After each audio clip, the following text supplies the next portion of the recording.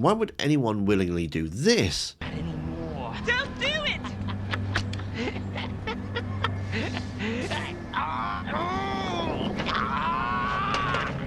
With a virus that turns them into monsters. From power-hungry maniacs to desperate survivors, Resident Evil's most twisted villains all share one thing in common.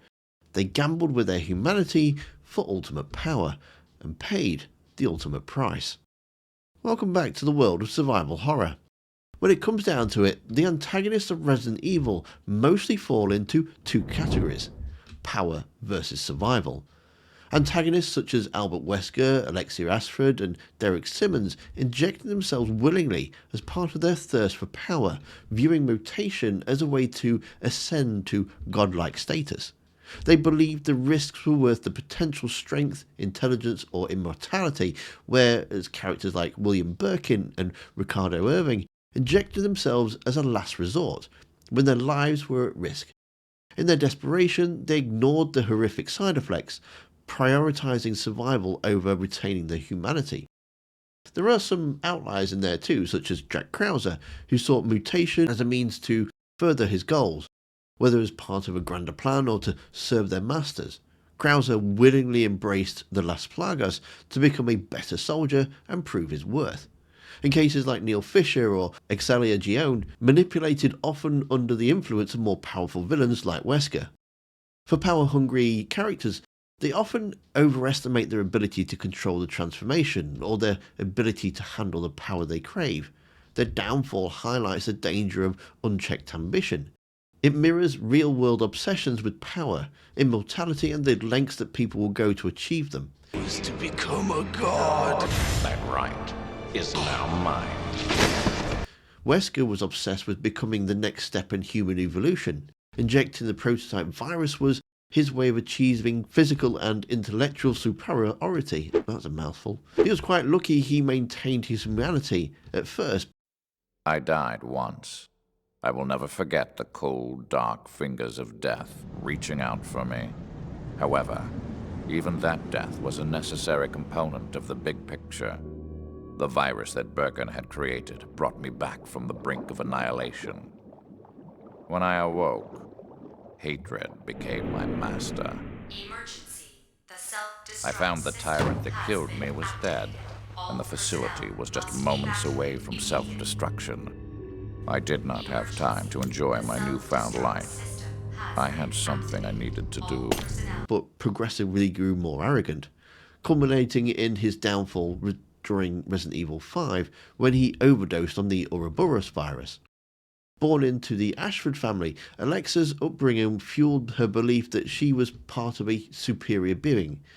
Her obsession with perfecting the T-Vonica virus drove her to inject it and hibernate for 15 years to control the mutation.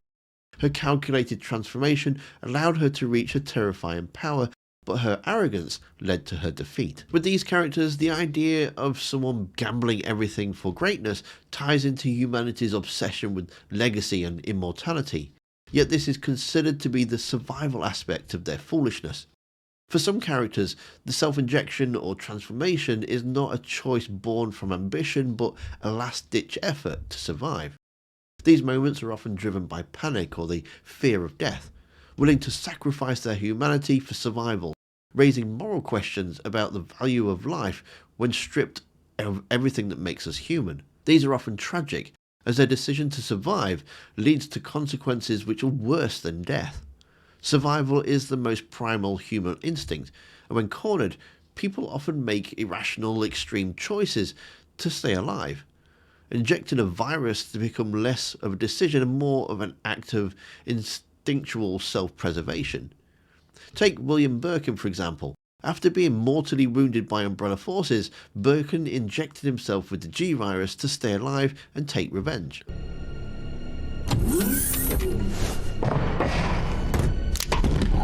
There he is. So you finally come. Doctor, we're here to collect the G-virus sample. Sorry, but I won't just hand over my life's work. Stop. You might hit the sample.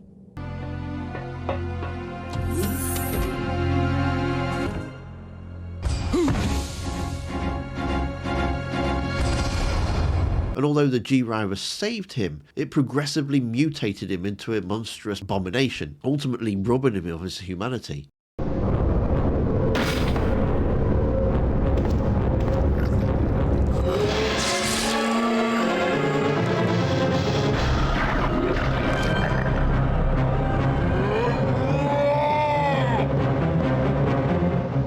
Ricardo Irving cornered and facing certain death, Irving injected himself with the Ouroboros virus in a desperate bid to fight off Chris and Sheva.